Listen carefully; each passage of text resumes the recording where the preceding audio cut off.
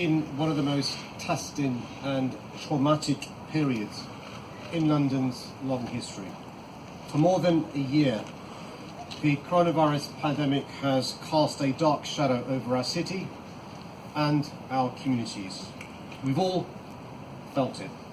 When walking down empty streets, when waiting in line outside the supermarket, when meeting the gaze of strangers from behind our mask. At times, this crisis has felt more remote than real. Until, that is, you lose somebody close to you, as I and too many other Londoners have done during the last year. At that point, you start to get a better sense of the wounding pain and grief inflicted by this disease, even if it's a struggle to fully comprehend the sheer scale of it. I want to thank our diverse faith communities for the way you've supported Londoners during this time. COVID has taken more than 19,000 Londoners from us. More than 19,000 of our fellow Londoners. And we must never forget them or forget that, because they are far more than just a statistic. They are people who loved and were loved. Mothers, brothers, sisters, fathers, grandparents, children.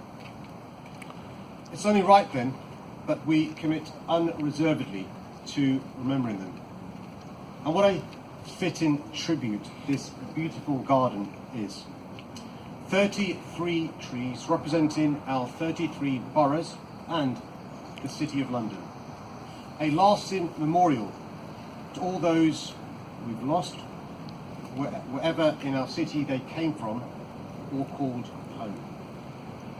I want to thank also the National Trust, Bloomberg, and every organisation involved for your devotion to this project and for nurturing it through to completion. I've no doubt that this space will serve as an enduring source of calm and comfort to thousands of Londoners who will need it. It also strikes me as apt, or rather as a sign of our defiance, that part of our response to a virus which takes life is to plant trees that give life and that fill our city with oxygen.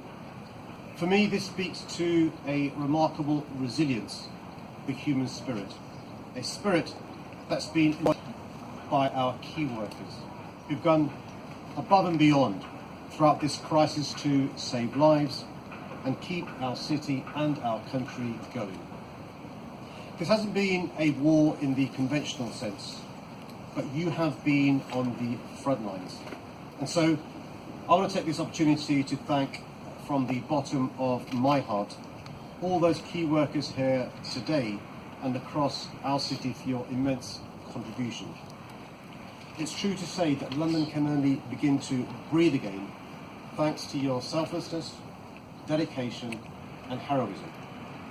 To borrow a line from our great wartime leader, never has so much owed by so many to so few, and I sincerely believe that.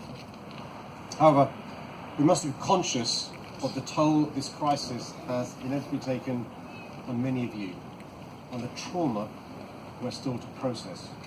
This is especially true for those who've lost relatives or loved ones.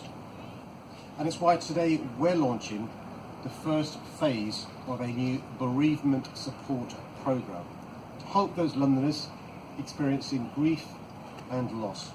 Of course, there's nothing that can make losing someone close to you any easier.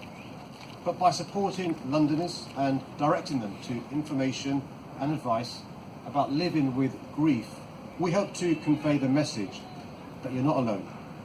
We value your mental health and we are here for you as a city. In fact, I firmly believe that we now owe it to our communities who've suffered so greatly and to our key workers who've sacrificed so much to build a better London.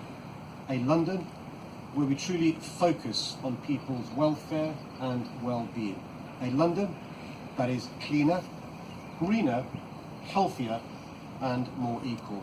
And a London that works for everyone, regardless of your ethnicity or your occupation, your borough or your background. After the dark days of the pandemic, this is the brighter future that I desperately want for our city and that I know Londoners deserve. So let's resolve today, in the presence of these 33 trees and in memory of all those who've died, to deliver it together and to bring new life to London. Thank you.